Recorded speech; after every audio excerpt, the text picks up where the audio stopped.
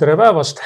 Täna meil on siis investeerimisideede universumi miniversioon, kuna Margo on meil Saksamaal elanud juba aastast 1992 ja väga lühidalt siis Eestit nagu külastamas, siis me ei saanud kogu seltskonda kokku ja Ando on üldse kusagil Belgradis ja nüüd me siis oleme ja peame siis kahekesi nagu hakkama. Saksamaa saateks inspiratsiooni sain, et siin eelmisel aastal või vaatan, kas see nüüd 24. või 25. aasta raamat, pean isegi üle kontrollima, et see on nüüd välja antud 24, ilmus selline raamat nagu Kaputt, eks ole, sellist klassikaliselt kujul.